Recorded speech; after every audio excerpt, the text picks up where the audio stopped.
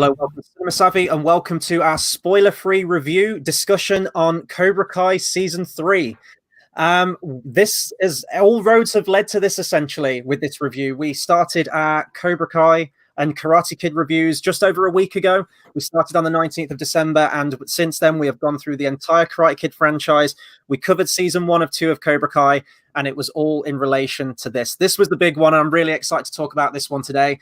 As I mentioned, this is spoiler-free. We were lucky enough to get an early screening for this thing. George, you set this up for us, so thank you very much, my friend, for doing that. And we want to say a big thank you to Netflix for giving us the chance to review this and talk about this early as well. This is going to get an official release on Netflix for everyone on the 1st of January, so only a couple of days away at this point. And we are here to talk about it.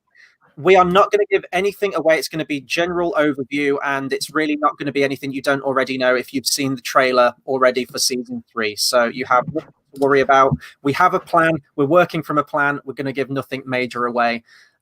Before we dive into it, just a quick go over the socials with George. Absolutely, everyone. Once again, thank you all for checking out our video. If you want to find out what videos we're going to do, when we're going to be doing them, get us on Facebook, Cinema Savvy, Twitter at cinema_savvy, and we have a link to TeePublic in the description below. And as well, Netflix also asked us, if you do want to watch Cobra Kai, go on netflix.com/Cobra Kai. That is the place to go and watch it. Get the subscription going from there if you don't already have it. Friday the 1st of January, 8 a.m. UK time, 12 a.m. PT.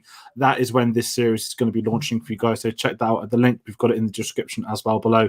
And also, if you do like our videos, if you have enjoyed these, then do comment, share, and of course, subscribe, because we've got more Cobra Kai stuff coming for you, which we're looking forward to. But as Chris said, this is spoiler-free. If you're familiar with the channel, we normally do in-depth discussions, which we are going to be doing this Friday, as we said, this Friday, the 1st of January. However, this means we've railed everything back for this. So we've got a specific schedule. We're ready to go into this. And of course, we're not giving anything away. So I'm kind of intrigued to do this. We're not going to spoil anything. We're all good here, guys. It's just going to be very different to what we used to. Yeah, and I mean, we are, I guess, going to give spoilers away for the end of Season 2, which hopefully, if you're at this point and you're watching this video, you should be all clued up on Season 1 and 2 at this point. So, unexpected, very expectedly, I guess I should say, the opening of Season 3 picks up right where Season 2 left off. So, if you saw the end of Season 2, you know that all hell broke loose in the school. There was the huge fight, which increased the rivalry there between Miyagi-Do and Cobra Kai. We basically had this faction being created on both sides, and that takes us directly into Season 3, where the violence gets cranked up a notch, and that feud just becomes more and more potent in this series. You also had Miguel's accident as well, which was the huge plot point at the end of Season 2. We go right into this as well with Johnny and Miguel. And ultimately, you had Kreese being the ultimate head honcho of Cobra Kai, finally in his grasp again, the ultimate villain that he is. But we're going to go into the new cast to begin with, because, as I mentioned, that was where all hell broke loose at the end of Season 2, and that's really where the big dynamic and a lot of the screen time is with Season 3, is with these characters. So on the one side, you have sort of the gang almost led by Sam and a few other people from Miyagi-Do, and on the other side you have famous faces again like Hawk and Tori and everything like that, and it's really just constant war, and the war has now sort of entered out of the dojo and is entering their own personal lives. Things are getting violent, as I mentioned, and this is becoming a problem now outside of just where they go to do karate. And this was a big thing. Now, I will say, I don't want to sort of open with a negative, but this is a lot of the screen time is on this. It is 10 episodes again, Season 3. And it feels like I didn't really gravitate towards this stuff as much as other series. I think we mentioned in Series 2, you had more of that sort of teen drama kind of stuff, the teen melodrama with relationships. I'd say the relationships are almost dropped in this one, and it does focus on the fights more in this one. And it's fine, but it does feel a little bit dragged out. I think we both had that impression with it, didn't we, really? Yeah, and I think when you're off the back of such a big sort of cliffhanger ending of Season 2, that this did go into the school, and how are they going to approach this for Season 3? When you use the term the stakes have been upped, it feels like it, but they want to do it outside of school. And in the background, we know we have people like Kreese who have obviously asserted positions. We've got Miguel's situation with him in the hospital, and it's kind of left in freefall because we're losing these integral characters to the story. It's how are these new ones going to bring us in? And it's not as interesting as some of the other things that happen in this season. I think that's a really big thing to say with this. It's still enjoyable. There's still time for a lot of them, but certainly for a 10-episode series, it feels quite bloated for these characters. I think it ends up you want to go back to the maybe it's Johnny, maybe it's Miguel, or is it even Kreese and Daniel? You end up gravitating towards their subplots more so than this one. But I think what this series does do, it leaves in a very healthy situation, and it does have a coming together. I think it's the best way of putting it. They just have this moment where they're not just repeating themselves from the previous season. Mm-hmm. There is a direction they're going in, and to get to the direction they want to go to, they need to carry on this rivalry. And I think they do that part of it okay, but it feels like too much time can be spent on some of these people, and you end up losing out with time on some of the other characters in the series. And I think that does show. Yeah, and it is that soft reboot thing where, of course, you need to devote time to your new cast, but it doesn't feel like they're giving us much dramatic chops this time or really much interest. It's really just down to the fights with this. But where the major interesting stuff comes in for this series for me is the familiar stuff, is the older characters returning, Daniel LaRusso, Johnny Lawrence, and Kreese, obviously. And this isn't a spoiler, this is in the trailer, but you do see in the trailer that we head back to Okinawa, we go back to Japan, and we see some of those familiar faces from the Karate Kid Part 2, notably Kimiko and Chosen. And this is sort of like middle of the road of the series, I would say. And that's the inciting incident. And that's the part that really grabbed me. And I got completely on board with this season 3. And from that point onwards, it didn't let up. And I had a really good time with this series. Number one, it's just great to see some of these actors return from this pre-existing franchise. It's always good to see the familiar faces there, but also the maturity of the writing and what they do with those characters. They're not just thrown in for pointless fan service. They have a point to the plot. I can't give it away, but there is a moment in the Japan episodes where there is probably arguably one of the most emotional moments of the entire 3 seasons so far of Cobra Kai, which I really attached myself to, and it really did hit me quite hard, that one. It's just nice to get a sense of continuation from the pre-existing franchise. So I loved seeing Chosen and Kimiko again. I thought that was a really nice touch for this series. Yeah, definitely. And I think this thing with Daniel, that in the other seasons, he's not been as interesting as he is in this. He has his subplots, he has his stories. Obviously, you've got the car salesman stuff, which we get loads of in season 1. And it's kind of, okay, we're following this now with Johnny, that Daniel's not an antagonist, but he's not the Karate Kid. This isn't his franchise, it's other people's. And when we go back to Okinawa, that is very interesting, because I think one big thing, this is, of course, the first Netflix series. It was YouTube Red. Netflix now have the rights. When you want to talk about maybe the budget increasing, the fact that we go to Okinawa in this, I don't think YouTube would have done that. The fact they're able to bring back 2 of those characters from the Karate Kid 2, and we get time with them. They are in the trailer, and I feel as if with that budget rising, it hasn't just been that tacky, let's do CGI, let's do bigger and better things. It's no, let's revisit somewhere we've been in the past that we might not have been able to do, and let's give Daniel some of that really good stuff that we had in those early films, because certainly I think with Ralph Macchio, this is his best performance of the 3 seasons. We've got the amazing season 1, episode 5 episode, where obviously it's paying homage to Mr. Miyagi. It's got the gravestone and those moments, and in season 3, it's obviously we don't have that character and we can't go into specifics of it, but when he's over there, he's reflecting upon when he was there previously, and what they do with his story arc to take in there, bring him back, I think was quite brave, because it could have very easily gone wrong, but the writing's absolutely nailed it. And as you said, it feels more mature. Yeah, and you still feel that presence of Miyagi throughout the series as well, and those teachings that, you know, have been established in the Karate Kid films and the flashbacks that we've seen so far in the first couple of series of Cobra Kai. And you mentioned there that this is Daniel LaRusso's, his character, it's his best season, it's his best set of episodes out of all 3 series. I'll agree with that. And to me, there is almost like a scale, there's a balancing act where I did find myself gravitating more towards Daniel's story in this season than I did with Johnny's. I don't want to say Johnny ceases to be the main character, but he seemed to take more of a backseat this series than perhaps he has done in season 1 and 2. It's not necessarily a bad thing, because I like what they do with Johnny, but it definitely feels like when you're not really paying much attention to Johnny's story, you are to Daniel's, and then there is a moment in the series where it does flip the other way, and I did get attached to the Johnny story. Let's talk about Johnny and Miguel then, because that was one of the huge plot points at the end. The big cliffhanger of season 2 was that moment that happened there and what happened to Miguel when he was hospitalized after taking the fall.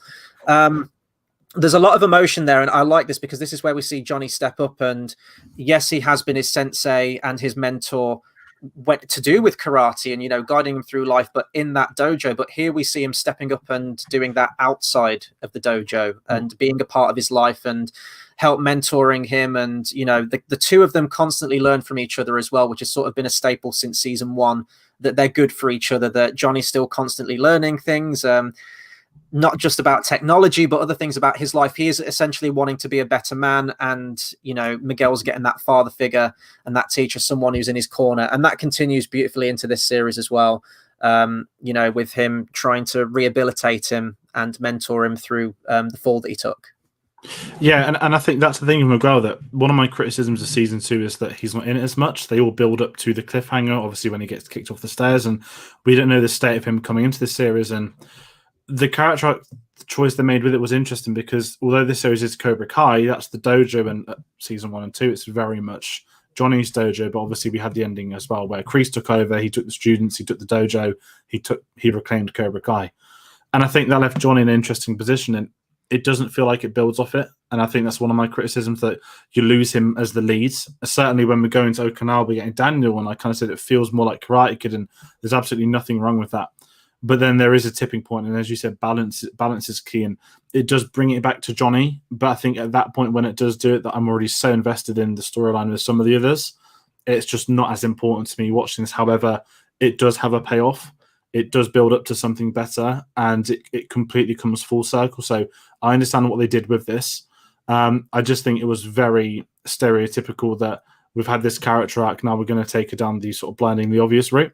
However, sometimes there's nothing wrong with that. He still gets his moments, and it's the dynamic between them. Again, I said Miguel didn't get much in season 2, but he just missed having those two as a duo. And that was what was so great about the first season. Whereas in this season, it goes back to them. Yes, he's not going to be in the dojo as much, and he's away from that at this point in time. But to focus on those two with one another, it feels like it's going back to the basics and that character piece. And when you get those moments, it's so well done. You're just not getting enough of those moments. Yeah, this series is doing a lot with its characters. It's got a lot bigger since season 1, and it's dealing with more storylines, more interpersonal dramas between multiple different characters. And you mentioned about being more invested in other characters, and one of those characters for me is the character of Kreese, who gets I would argue that this is his season. He gets so much to do in this series, and we learn so much more about the character that it's not just going to influence what we think of Kreese in this series, but Karate Kid as a whole, even the original franchise, the original 1984 movie. His character gets completely recontextualized, and we learn so much about him, and it feels even like a change of pace for Cobra Kai as a TV series. They do some things in this series with regards to Kreese's character, which I didn't even think were possible with Cobra Kai. I never imagined that they would go that way, but they go that way with this series. And that to me was it really ramps up the drama and just learning more about a character to the point where he is completely redefined. You know, you could argue that Kreese in the first few films was that sort of generic bad guy. He played it well. He was the bad guy. I think someone commented already that is a bad guy that we love to hate, and he absolutely is. And, you know, Martin Cove plays it well. But just the levels and the depth that we get to the character in this one makes season 3 really special for me. Yeah, and you are right, it is this season. I think when you've got these villain characters, when you've got the TV format, you can delve into them like you can't do in these films. And obviously in the third Karate Kid, we got a lot more of him. But what this does is we learn more about his backstory and how he became the person he did.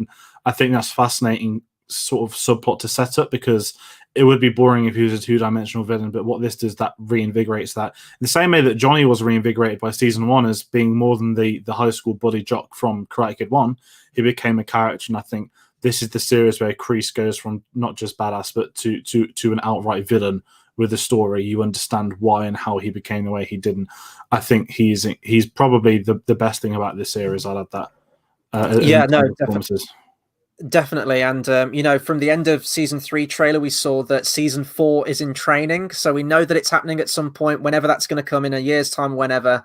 I cannot wait for it. Obviously we can't go into details towards the end of this, but I will say that it does feel like it's building towards a sense of finality. I don't know how long Cobra Kai can go on for. Maybe season 4 will be the final series, or maybe they can squeeze a few more seasons in after that. But the places that this builds to is very exciting, and it's got me completely hyped for season 4 already. And season 3 isn't even officially out yet, so it did something right. So my overall opinion on this series, I do think it's a slow burn of a series. I don't think it's as right out the gate as season 1 or 2 was. I think it maybe takes about 3 or 4 episodes to find its footing, but as soon as it finds its footing, it just doesn't let up. And there are going to be loads of surprises for people when they get to this series, which I can't wait to hear people talk about and see. And yeah, just the depth that it brought to its characters. And it was a big part of the nostalgia for me as well. I think seeing all of these familiar faces returning, Kamiko, Chosen, that was the stuff that hit me the most. And again, it's the solid writing. These writers are clearly passionate about the Karate Kid. They probably grew up with it themselves. And it doesn't feel like it's clumsily thrown in nostalgia just for the sake of it. It's all done with a purpose and a point to it. If I was going to give any negatives to the series, it would be more or less the newer cast and the story that they go on, not necessarily the performances. The performances are all solid across the board. It's just I didn't get as much drama. I didn't get as invested into their storyline. My heart was like completely with the original cast and the journey that they were going on with this thing. Yeah, season 3, I think it's a solid series. It's another great series. It works with Cobra Kai as one fluent viewing. It doesn't differentiate from season 2 or 1 to think this is completely 180 to what we've been shown already. And I think there's a lot of credit with that. It progresses the story. It puts things in place for what they want to do in the future. But more importantly, you're getting these characters that you've had, maybe you've been watching it for a month, maybe you've been watching Karate Kid for 10, 20, 30 years. But those characters that you've grown up with, this is certainly the season where you can sort of develop the maturity with them, where you can learn more about those people. And I think that's the strength of the series, is that when it comes to balance, series 2, they focus on those younger people. Now we're focusing on not the dojos, but the people that own those dojos. And I think that's more fascinating from the drama standpoint, but we do still get the stuff you expect from this. We get karate, we get action, we get comedy moments, we get set pieces, and we get the emotions to run with it. So I think overall, season 3 is a solid season of TV. It's a worthy progression for this. There are a couple of things that get lost, as we said, that is with those smaller subplots, which end up subplots becoming major key points, certainly in the first half of the series, and it leaves you wanting more from the adults. And when it does switch to that moment, when you do get those adult stories mixing and matching, coming in one another, this is when you think, okay, it's all built up to this, and it is a perfect story. So when you guys do get the chance, when you do get a chance to watch it, that is the key thing to look out for. That's easily, I think, the best thing of it. But it's just been a perfect series to carry on watching. Yeah, absolutely. It's very difficult at this point to compare it to the other 2 previous series, even down to the fact of how we watch these things. We bombed through all 3 seasons. You got through all 3 seasons in record time, I think. I think you did it in a little over 24 hours, was it, I think? And we were completely invested in this thing, and we had a great time rewatching it, and obviously watching season 3 for the first time. So that'll do it for our spoiler-free review. As is obvious with a spoiler-free, we can't go in depth into things, and there's way more in this series that we haven't been able to have a chance to talk about on this, but we will have chance on Friday. So Friday the 1st, this upcoming Friday, we will have our spoiler-filled discussion. It will be 8 p.m. GMT. So hopefully by that point, it will give you guys a chance to watch season 3 for yourselves, take it in, digest it, and then please feel free to join us 8 p.m. GMT for our spoiler-filled discussion, where we will be going through the entire series. And believe me, there are so many more things that we didn't have a chance to talk about in this review today, and we can't wait for you guys to finally watch it. So yeah, I think that'll do it. So one final blast over the socials for us. If you want to see other videos that we've got coming up, not just necessarily the spoiler-filled discussion that we have, but all of our other reviews that we do, and see what we're all about, best way to do that is to go onto Facebook at Cinema Savvy, Twitter at cinema_savvy, and we also do have a TeePublic link in the description down below if you'd like to check out any of our merch. And of course, when you do get a chance to finally watch it, we want to hear from you guys. Let us know what you think of Cobra Kai. Let's keep this completely spoiler-free in the comments and the discussions, please. Let us know what you think of the previous 2 series and which characters and storylines you're most looking forward to seeing come Friday when this is officially released on Netflix. That'll do it from us. This has been a blast, and until the next video, we'll see you guys next time. Thanks for watching.